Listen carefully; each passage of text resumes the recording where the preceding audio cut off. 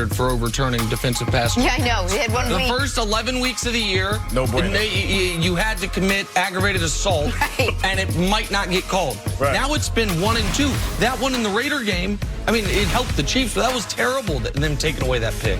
Luka. Time for stores to start your morning. Yesterday, Could be an MVP.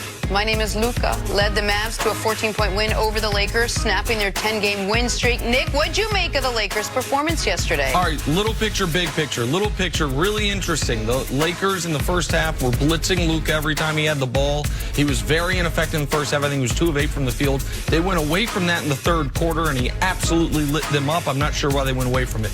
Big picture is this. Told you guys last week, the Lakers were waiting to lose one of these games. A minimal effort, see if you can still come through. The Mavs are too good for that. Might be a good wake-up call because Tuesday, Wednesday, the Lakers have the single toughest back-to-back that exists in the NBA for road environments. At Denver, at Utah. They need to play their best basketball to win those 2 games. They need to play really well just to get a split. Maybe this performance wakes them up because they haven't been playing great ball for a couple weeks now, and they've just been getting away with it. And then getting away with playing situational defense, trying to turn it on and off, trying to coast with giving a minimum amount of effort needed to get the victory. They're playing against a young team with live legs, with a superstar that's really announcing itself. I mean, if he's not the front runner for MVP, I don't know who is.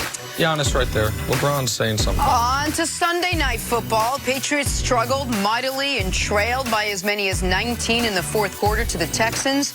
Brady was seen yelling at his receivers after a sloppy performance. After the game, Brady said, quote, "We didn't make a lot of great plays. Wasn't a great game." Nick, what'd you make of Tom Brady last night?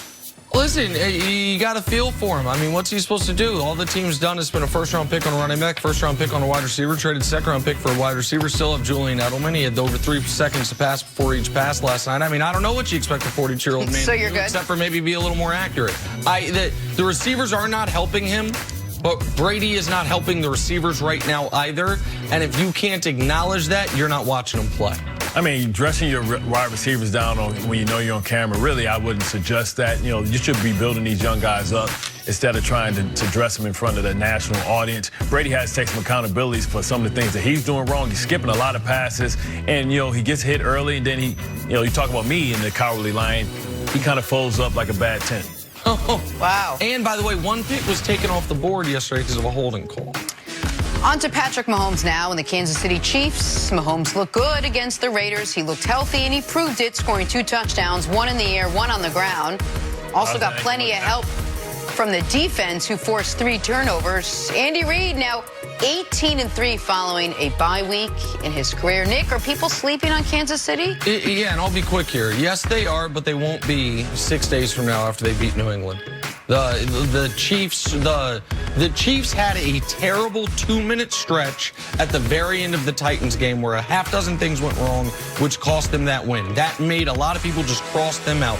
Since then, most importantly, their defense against the Chargers, now against the Raiders, has looked better than it's looked all year. Patrick Mahomes wasn't even very good yesterday, and they were up 38-3 with a minute left in this football game, Bart. I mean, that's what you want to see. You want to see them be able to win ugly games because in the playoffs, you're going to go against teams that can punch back, and you want to see them be able to gut out some tough wins. You know, yesterday was an example of that, but you hope that next week, even though they beat New England, I believe, you wanted them to have to face some type of adversity. You don't want them to have to figure things out when they get in the postseason.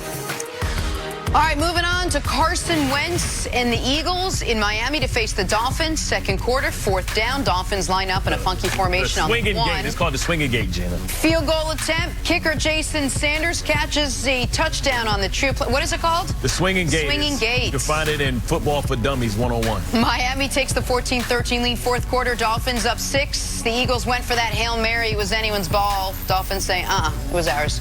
Wentz picked off. Eagles fall to 5-7 on the season, despite 3 touchdowns from Carson Wentz. Here's head coach Doug Peterson after the game. As crazy as this is, I mean, I would say it's a long shot, but we're not out of it. We do have 4, of our division opponents coming up, and the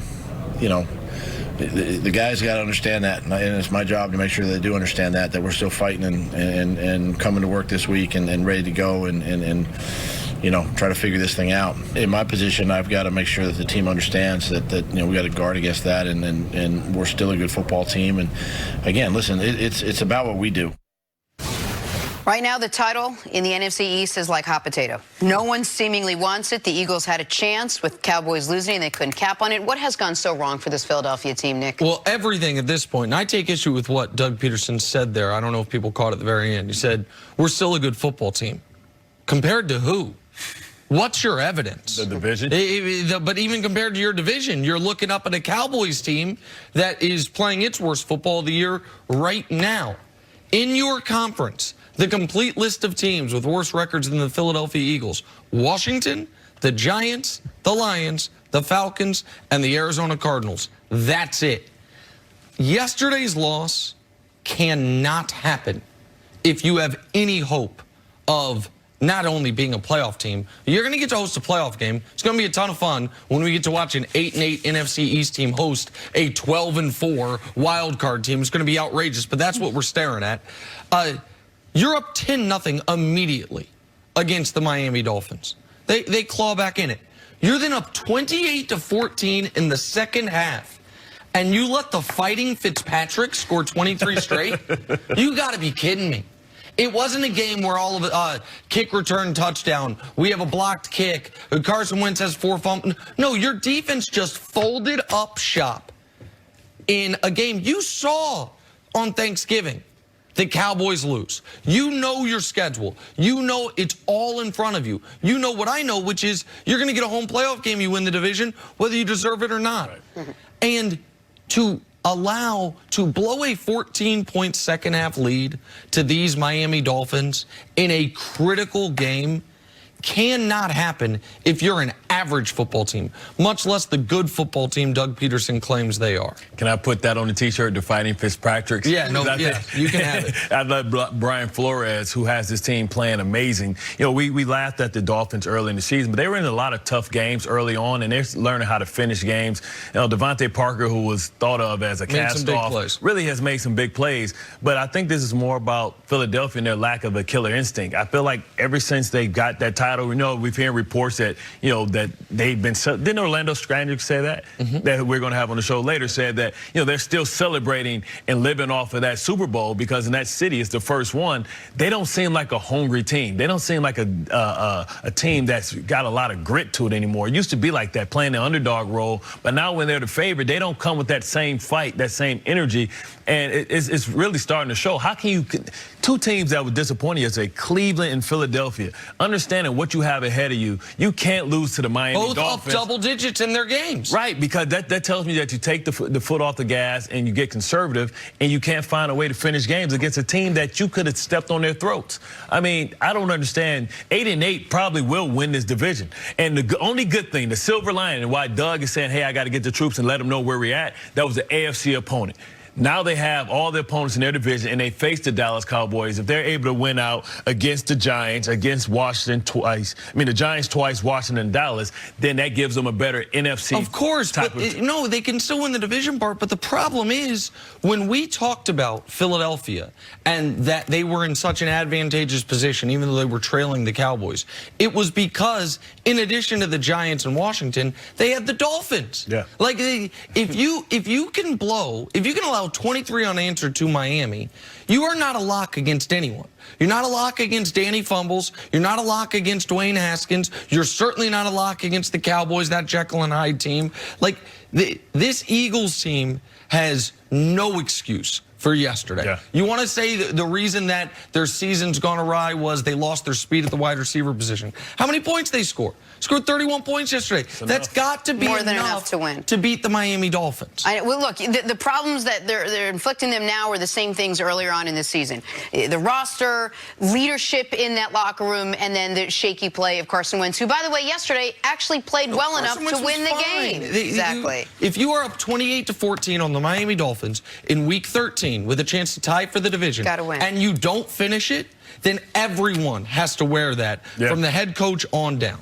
All right, let's move on to the biggest game on the schedule yesterday. 49ers and Ravens picked this up in the second quarter. Lamar Jackson and his ability to run picks up his second touchdown of the day. He had 101 rushing yards in this game.